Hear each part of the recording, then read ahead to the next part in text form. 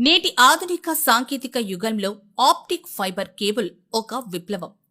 గతంలో మాదిరి రాగి తీగల నుంచి విద్యుత్ తరంగాల్లో లేదా ఎలక్ట్రిక్ తరంగాల్లో బదిలీ చేసే విధానం కాకుండా గ్లాస్ లేదా ప్లాస్టిక్ ఫైబర్ ద్వారా టెక్నాలజీని బదిలీ చేసే సాంకేతిక పరిజ్ఞానం ఆప్టిక్ ఫైబర్ కేబుల్ ప్రత్యేకత. అందువలనే స్పీడ్గా ఎంత డేటానైనా ట్రాన్స్ఫర్ చేసే శక్తి నేటి ఆధునిక యుగంలో ఇంటర్నెట్కి, ఇతర వీడియో స్ట్రీమింగ్కి, ఐటీ రంగానికి చేకూరి వినియోగదారుడికి ప్రయోజనం చేకూర్చింది.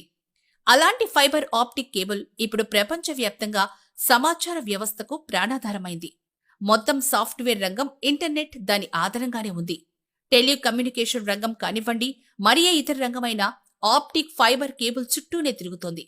రాబోయే కాలంలో ఈ విప్లవం మరో సరికొత్త ప్రయోగాలకు కూడా దారితీయొచ్చు.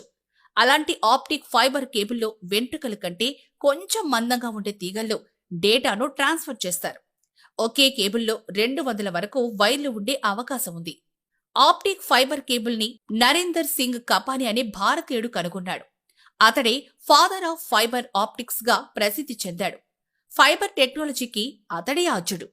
అమెరికాలో ఉండే కపాని భౌతిక శాస్త్రవేత్త ఈరోజు ప్రపంచాన్ని శాసిస్తున్న ఫైబర్ ఆప్టిక్ కేబుల్ నెట్వర్క్ ఒక భారతీయుడే మూల సూత్రధారి, పాత్రధారి అన్న విషయం చాలా మందికి తెలియకపోవచ్చు.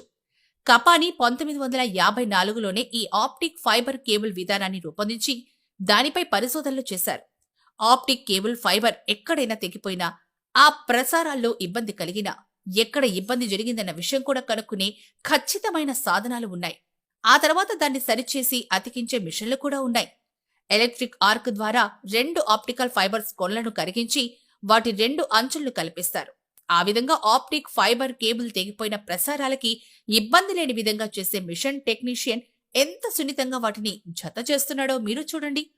అతి సున్నితమైన ఈ ఆప్టిక్ ఫైబర్ కేబుల్ ఎక్కడ తెగిపోయిందన్న విషయాన్ని కూడా ఓటీడీఆర్ అనే పరికరం ద్వారా కనుక్కుంటారు. కేబుల్ నుంచి ఒక లైట్ లాంటి ఒక కాంతి పుంజాన్ని ఆ కేబుల్లోకి పంపుతారు. ఆ కాంతి పుంజం ఎక్కడైతే కేబుల్ తెగిపోయిందో అక్కడ వరకు వెళ్లి మళ్లీ వెనక్కి వచ్చేస్తుంది. టెక్నీషియన్ కు వైరు ఎక్కడెక్కడ తెగిపోయిందో అన్న సమాచారాన్ని ఆ పరికరంలోనే అందజేస్తుంది. ఇవన్నీ కూడా ఒక అద్భుతమైన సాధనాలు, సాధారణ టెక్నీషియన్స్ చేసే పనులు.